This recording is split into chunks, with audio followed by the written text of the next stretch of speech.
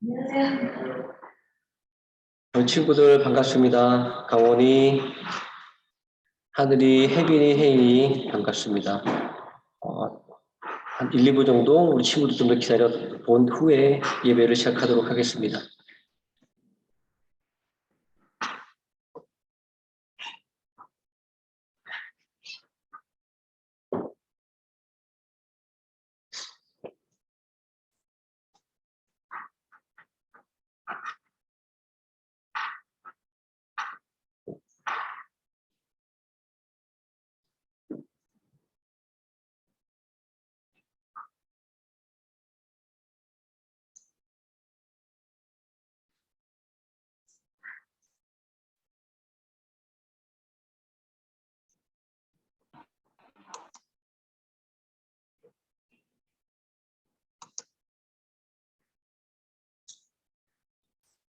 우리 다 같이 기도하심으로 예배를 시작하도록 하겠습니다.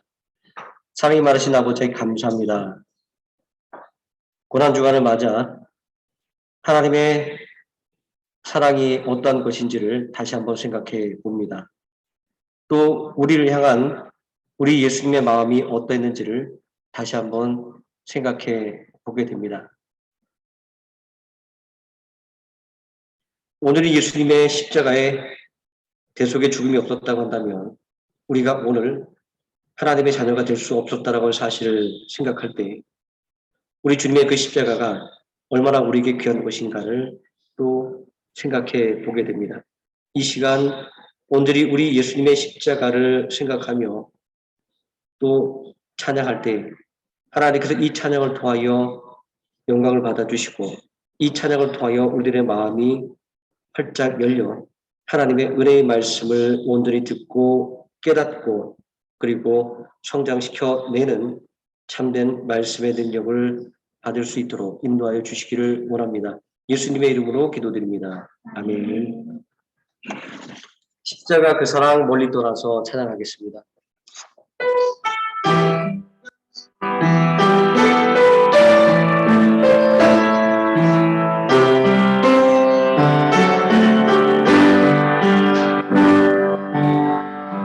십자가 그 사랑 멀리 떠나서 불러진 나의 삶 속에 잊혀진 주에 불같은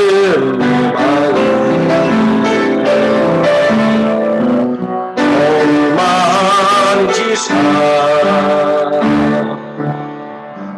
다시 일으켜 세우신 주를 사랑합니다.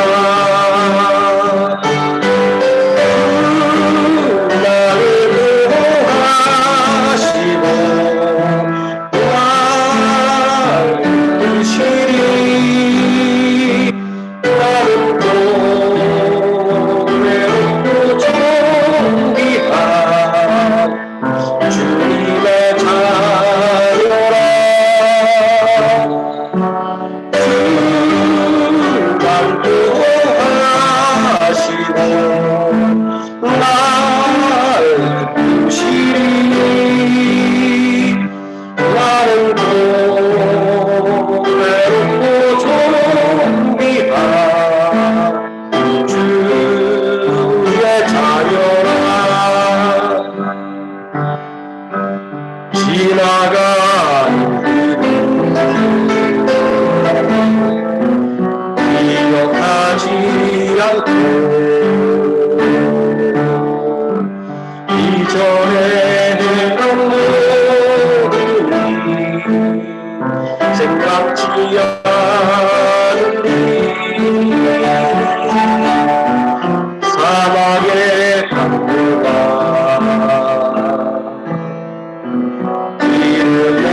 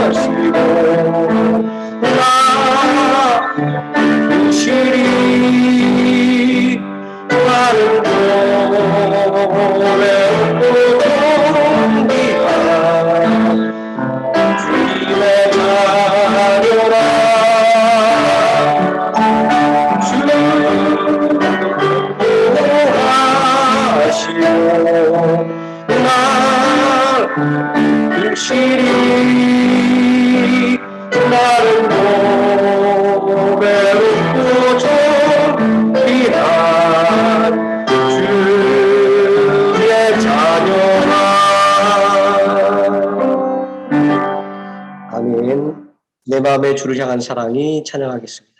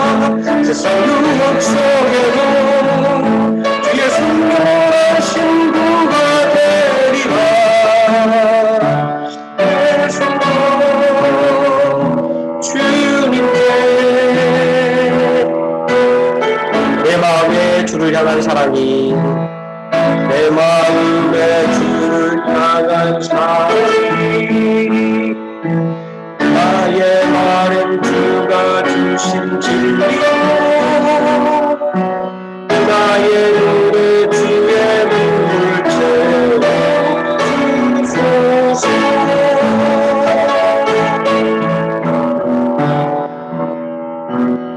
내 입술엔 찬양의 향기가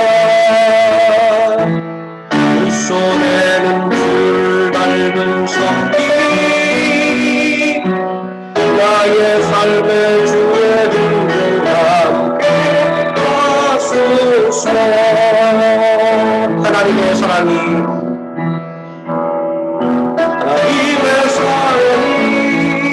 영원히 함께하리 십자가의 길을 걷는 자에게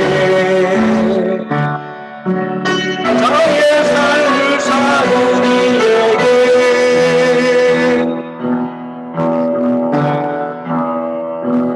다른 소리와 내 순수한 신부가 되리라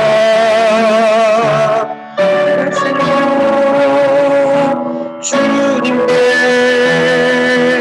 드리리.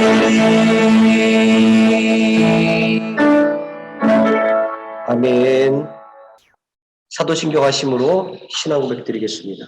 전능하사 천지를 만드신 하나님 아버지를 내가 믿사오며 그 외아들 예수 그리스도를 믿사오니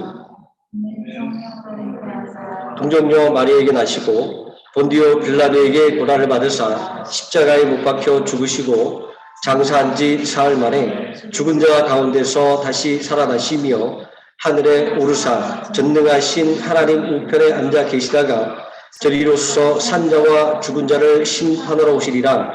성령을 믿사오며 거룩한 공예와 성도가 서로 교통하는 것과 죄를 사하여 주시는 것과 몸이 다시 사는 것과 영원히 사는 것을 믿사옵나이다. 아멘.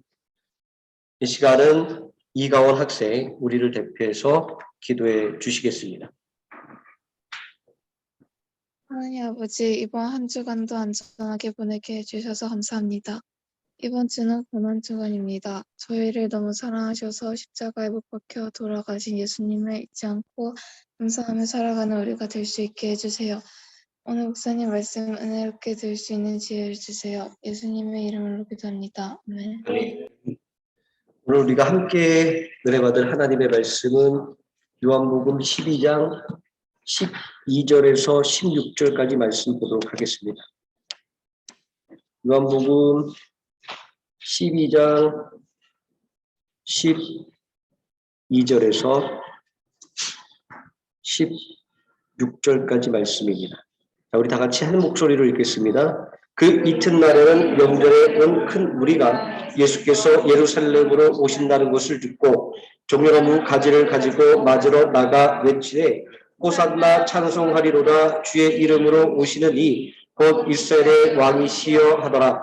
예수는 한 어린 나귀를 보고 하시니 이는 기록된 바 시온에 따라 두려워하지 말라. 보라 너희 왕이 나귀 새끼를 타고 오신다 함과 같더라.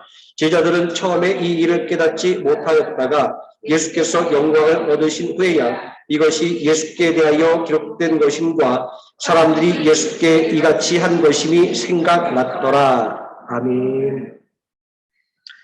자, 오늘 봉독한 하나님의 말씀, 하나님의 약속을 이루는 길이라고 하는 제목으로 말씀의 은혜를 나누고자 합니다. 지금 목사님 화면이 깜빡깜빡하는데 우리 친구도 화면은 이상 없이 잘 나오고 있죠? 제 컴퓨터가 살짝 문제가 있나 봅니다. 이번 주는 사순절 6째 주간입니다. 고난주간, 종려주일로 불리는 주간입니다. 이렇게 이 하나의 주간에 두 가지의 이름이 붙여지게 된 것은 어디에 초점을 두고 있는가에 또 있다라고 볼 수도 있습니다.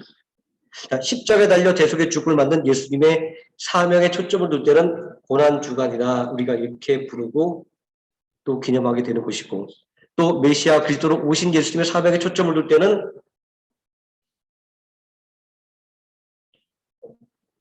왕으로 오신 예수님을 환영하는 이 종려주일이라고 부르게 되는 것입니다. 사순절 6째 주간에 대한 이러한 이름은 예수님께서 걸어가신 십자가의 길이 어떠한 의미를 가지고 있는가라고 하는 것을 우리에게 상징적으로 보여주고 있습니다. 우리 죄를 대신 지고 고난당하는 예수님이 우리의 왕이라고 하는 의미입니다. 또 고난의 길은 승리의 길이라고 하는 의미입니다. 우리는 지난 5주간에 걸쳐서 하나님의 약속을 이루기 위한 길이라고 하는 제목으로 예수님의 예수님이 걸어가신 십자가의 길이 가지고 있는 의미를 살펴보았습니다. 우리는 이 제목에서 생각해 볼 수 있는 것이 십자가의 길은 하나님의 약속을 실천하는 길이고 결국에는 성취하는 길이다라고 하는 것을 생각해 볼 수가 있습니다. 그리고 지난 시간의 말씀들을 통해서 우리는 그 사실들을 하나씩 확인을 해 보았습니다. 십자가의 대속의 죽음을 맞이하기 위해서 예루살렘으로 입성하는 예수님을 호산나 찬송하리로다 주의 이름으로 오시는 이 곧 이스라엘의 왕이시여라고 외치며 맞이하는 군중들의 모습은 이 십자가의 길이 철저하게 하나님의 약속을 이루어가는 길이라고 하는 것을 확인시켜주고 있는 것입니다. 주의 이름으로 오시는 이여라고 하는 이 외침은 예수님께서 받으신 이 사명이 하나님께로부터 온 것임을 밝혀주고 있습니다. 이스라엘의 왕이라고 하는 외침은 예수님의 사명이 당신의 백성을 구원하는 것임을 또 가리키는 것이기도 합니다. 이스라엘의 왕은 하나님으로부터 기름 부음을 받은 자 그리스도를 의미하는 것이기 때문입니다. 근데 당시 예루살렘 사람들은 무엇을 보았기에 예루살렘으로 입성하는 예수님의 모습을 보고 그리스도이심을 알아볼 수가 있었을까요? 도대체 예수님의 어떤 모습이 그들로 하여금 환하게 만들었을까요? 오늘 여기서 잠깐 역사적인 배경들을 한번 생각해 볼 필요가 있습니다. 예수님께서 십자가에서 대속의 죽음을 죽기 위해서 예루살렘으로 올라갔을 때는 유월절을 기념하는 그때였습니다. 이스라엘 백성들은 하나님이 명령하신 대로 이 유월절을 지키기 위해서 예루살렘으로 모여들었습니다. 요세푸스라고 하는 역사가는 당시 이 유월절이 되게 되면 최대한 250만 명에 이르는 인파가 유월절을 지키기 위해서 세계 각지에서 예루살렘으로 모여들었다. 이렇게 기록을 하고 있습니다. 사도 제자들이 성령을 받고 나가서 복음을 전파할 때 그때 기록되어 있던 그 수많은 나라에서 온 그 지명들을 한번 생각해 보시면 이 유월절을 지키기 위해서 왔던 사람들의 규모가 얼마나 큰 것인가라고 하는 것을 우리가 알 수가 있습니다. 250만 명이라는 숫자, 우리 어떻게 마음속에, 눈속에 참 그려지지가 않을 거예요. 자, 그런데 이 숫자가 얼마큼 어마어마한 숫자냐면 가끔 저런 장면들이 나와요. 아랍권에서 특히 사우디아라비아의 그 메카라고 하는 이슬람의 성지에 성지 순례를 오게 되는데 코로나 때문에 올해는 이제 100만 명만 받겠다고 하는데 이 성지 순례 행사가 나올 때마다 이런 기사가 뜨곤 합니다. 사람들한테 밟혀서 죽는 사람들이 수백 명 이상씩 매년마다 나오고 있어요. 그만큼 엄청난 인파가 이곳에 몰렸다라고 하는 것을 알 수가 있고, 그리고 세계 각지에서 6월절을 지키기 위해서 왔다라고 하는 이 사람들의 그 마음이 어떠한가를 생각해 본다고 한다면 그들이 얼마나 그 하나님의 말씀을 지키는 데 대한 열성이 있는 사람들인가라고 하는 것을 알 수가 있습니다.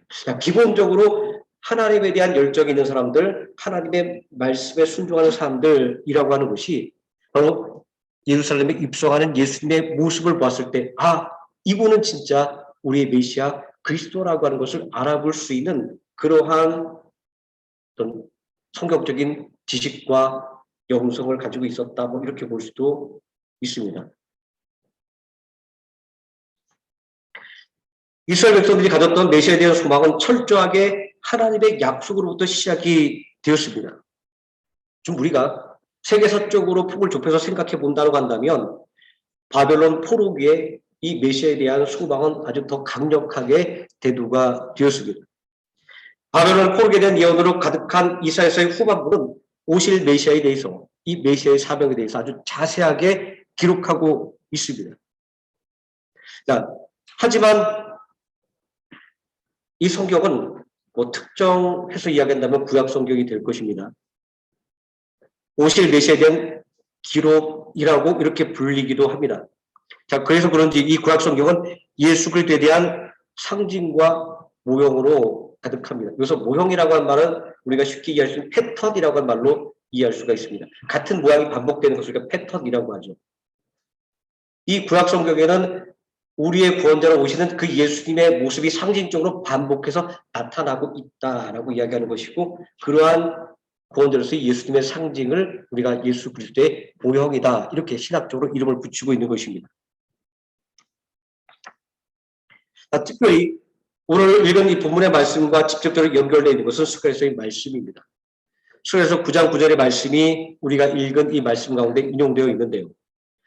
오실 메시아의 모습을 이렇게 그리고 있습니다. 보라, 내 왕이 내게 임하시나니 그는 공의로우시며 구원을 베푸시며 겸손하여 나귀를 타시나니 나귀의 작은 것 곧 나귀 새끼니라. 오늘 본문 14절에 이 말씀이 인용되어 있습니다. 예루살렘에 입성하시는 또 예수님의 모습이 어린 나귀를 타신 것으로 묘사되어 있습니다. 하나님의 말씀을 전파하는 것과 기사와 이적을 통하여 그리스도이심을 보여주신 예수님은 성경에서 예언한 대로 나귀 새끼를 타고 예루살렘 성으로 입성하실 때 예루살렘의 유월절을 지키기 위해서 모여왔던 사람들은 호산나 찬송하리로다, 주의 이름으로 오시는 이 곧 이스라엘의 왕이시여라고 외칠 수밖에 없었던 것입니다. 나귀 새끼를 타고 예루살렘에 입성하는 예수님을 향한 이러한 군중들의 외침은 예수님이 걸어간 십자가의 길이 하나님의 약속을 이루기 위한 길이라고 하는 것을 다시 확인시켜 주는 것입니다. 제가 조금 전에 구약 성경에는 예수 그리스도에 대한 증거로 가득하다, 이런 말씀을 드렸습니다. 자, 이것은 예수님의 사명이 하나님의 약속을 이루기 위한 길이라고 하는 증거입니다. 도대체 나귀 새끼가 무엇이기에 온 예루살렘 사람들이 그렇게 큰 의미를 부여했을까요? 또 복음서는 이것이 예언의 성취라고 말씀하고 있는 것일까요? 우리 구약 성경과 그리고 이스라엘의 역사를 통해서 그 이유에 대해서 좀 살펴보고 우리의 이해를 좀 도울 필요가 있습니다. 첫 번째, 유대의 그 랍비적인 전통에서 이스라엘의 왕으로 오시는 메시아는 나귀를 타고 오시는 분이어야만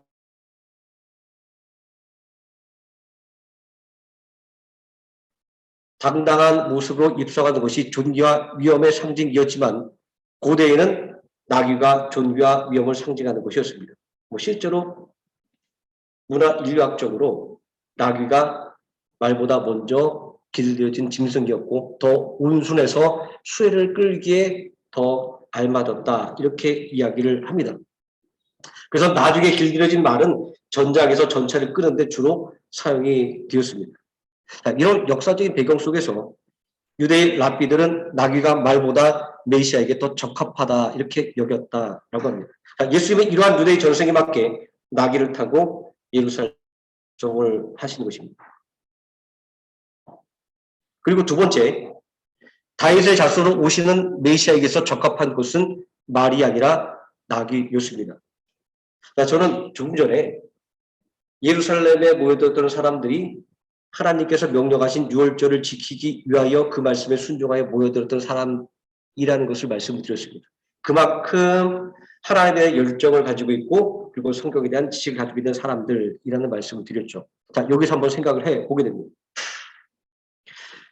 예루살렘으로 나귀를 타고 입성하신 예수님의 모습은 예루살렘에 모인 사람들로 하여금 솔로몬의 즉위식을 떠올리게 만들었을 것입니다.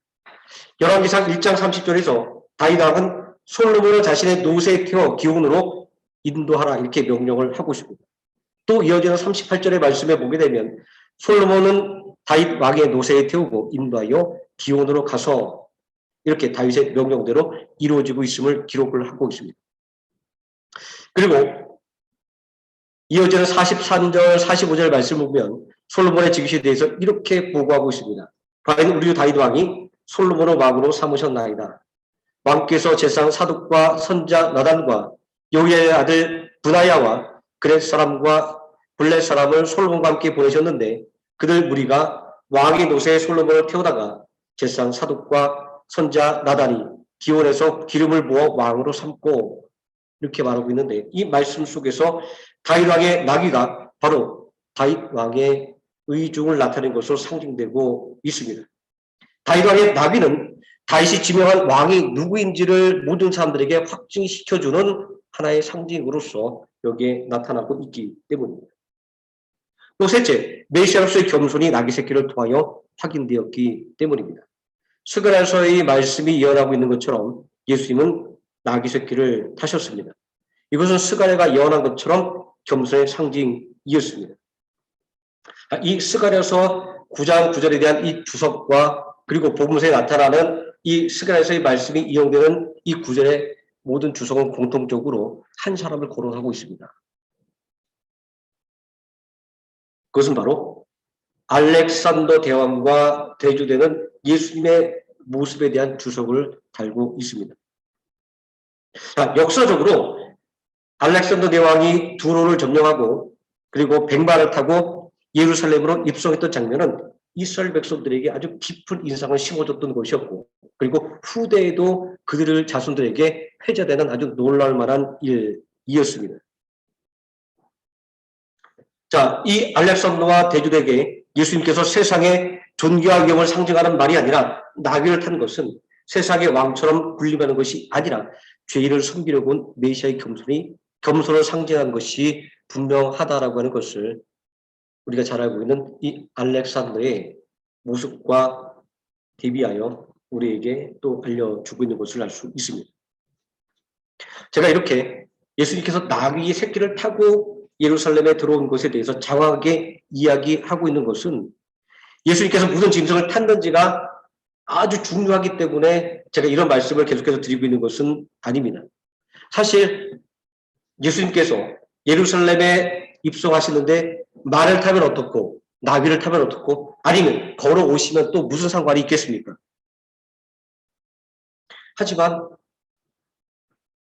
결코 또 그렇게 볼 수만은 없는 이유가 있었습니다. 16절 말씀을 보니까 제자들이 예수님이 영광을 얻으신 후에야 다시 말해서 십자가에서 죽으시고 부활하신 후에야 이 말씀이 예수께 대한 것임과 사람들이 예수께 이같이 행한 것임이 생각났더라 라고 이렇게 말씀하고 있는 것은 예수님께서 나귀를 타신 것이 아주 중요하다라고 하는 것을 증명하는 것입니다.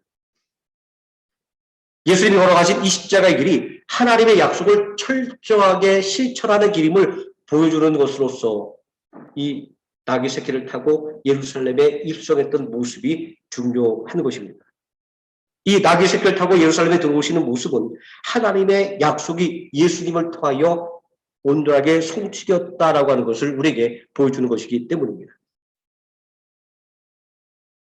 이런 것들을 다 종합해 볼 때 나귀 새끼를 타고 예루살렘에 입성하는 예수님의 모습은 예수님의 공생의 한 걸음 한 걸음이 다 하나님의 약속을 실행하는 길이었고 하나님의 약속을 성취하는 길이었다라고 하는 것을 증명해 주는 것입니다. 인간적으로 본다고 한다면 곧 십자가에서 죽게 될 예수님이 잠시 경험했던 그 사람들의 환호는 해프닝 정도로 판단을 할 수도 있습니다. 그러나 믿음의 눈으로 볼 때는 절대로 그렇지 않습니다. 예수님께서는 스가랴서 9장 9절의 말씀처럼 하나님의 약속대로 구원을 베풀기 위해서 이 땅에 오셨기 때문입니다. 자, 그렇기 때문에 메시아를 고대하는 백성들은 호산나 우리를 구원하소서라고 예수님을 향해서 외칠 수밖에 없었던 것입니다. 이날의 이 사건과 그리고 이날을 예언한 이 하나님의 말씀은 오직 구원은 예수 그리스도의 이름에 있다라고 하는 사실을 우리에게 알려주고 있습니다. 사순절, 특별히 그 중에 예수님의 십자가의 고난과 죽음을 기념하는 이 고난 주간에 예수 그리스도의 이름이 우리에게 얼마나 소중한 것이고 예수 그리스도의 이름이 우리에게 얼마나 필요한 것인가라는 것을 오늘 말씀을 통하여 마음속에 새기시는 우리 친구들 되시기를 예수님의 이름으로 축원을 드립니다. 기도하시겠습니다. 전능하신 아버지 하나님, 오늘 하나님의 말씀대로 온전하게 행하시는 예수님의 모습을 봅니다. 작은 것 하나까지라도 하나님의 말씀에 순종하시는 그 예수님의 모습을 통하여 우리를 구원하신 그 구원의 역사가 어떻게 이루어졌는지를 우리가 또한 배우게 됩니다. 우리도 우리 예수님의 그 순종을 본받아서 우리도 하나님의 말씀에 순종하는 자녀들 되게 하여 주시고 또 하나님의 말씀으로 말미암아 더욱더 담대하게 세상을 향하여 나아가는 믿음의 자녀들이 되게 하여 주시옵소서. 예수님의 이름으로 기도드립니다. 아멘.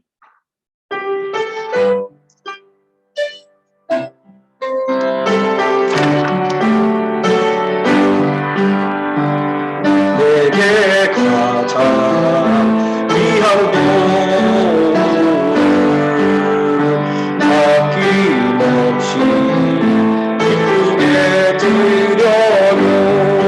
소중한 사랑 함께 나가 나의 전부이신 주께 드려요.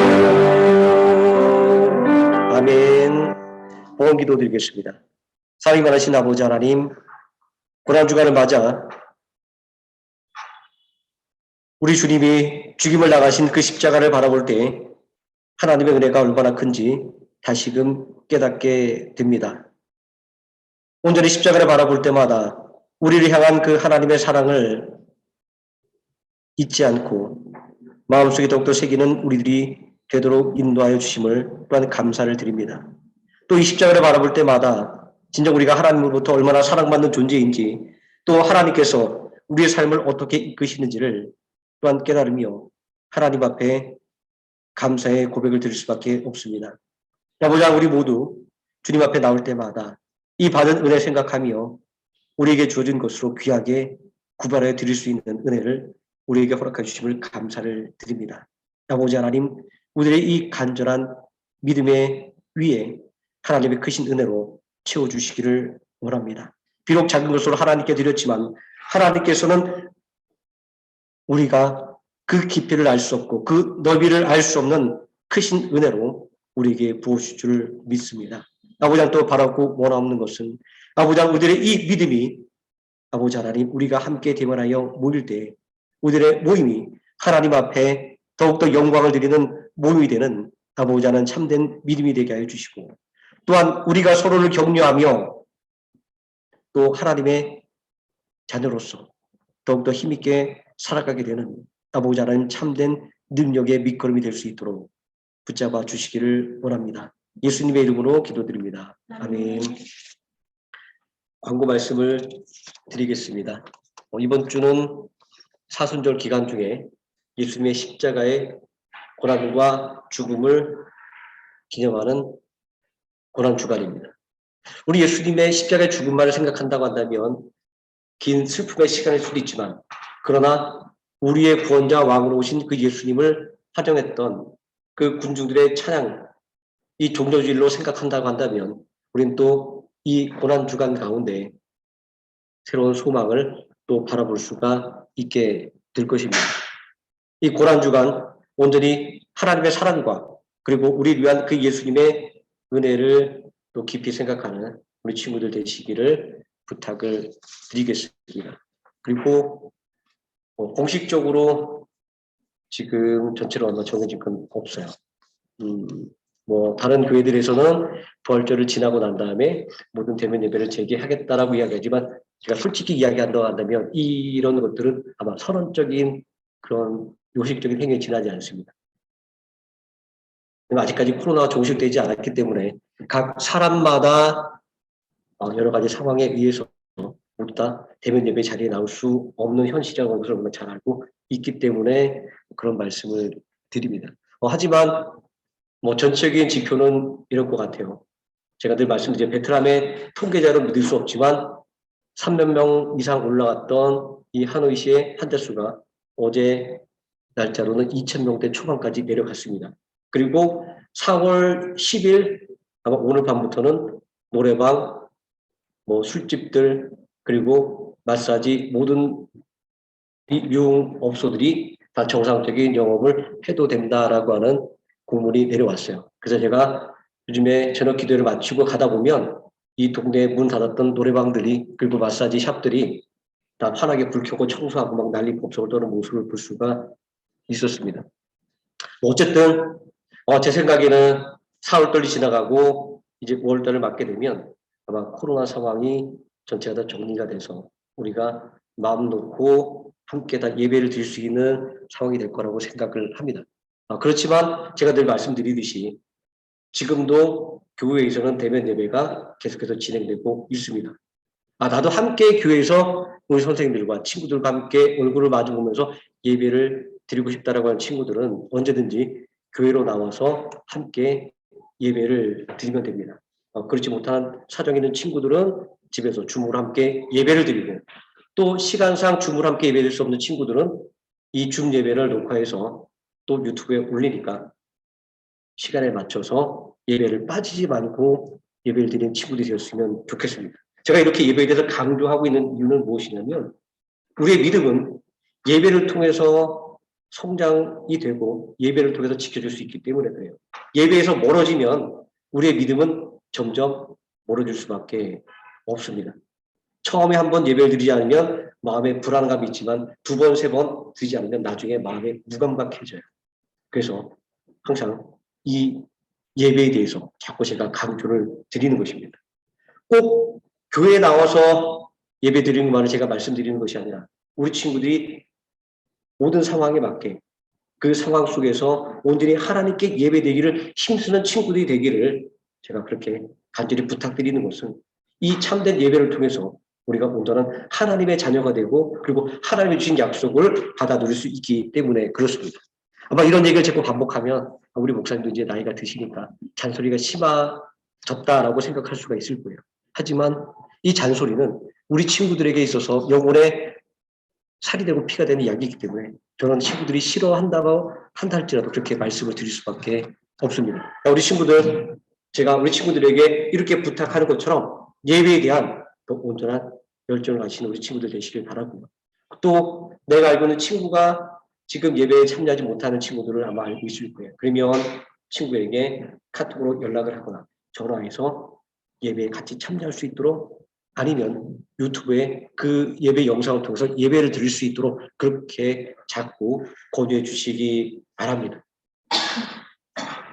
축도로 예배를 마치도록 하겠습니다.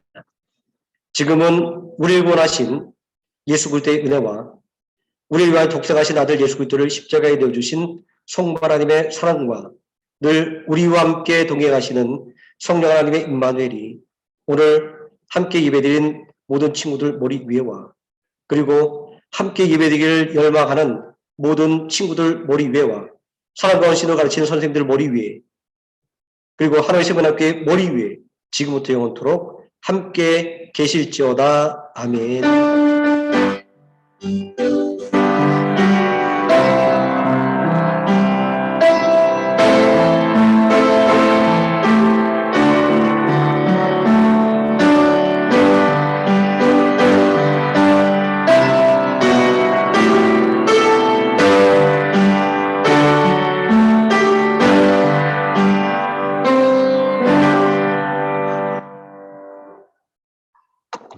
우리 친구들 다 반갑습니다. 우리 친구들 다 잘 지내고 있죠?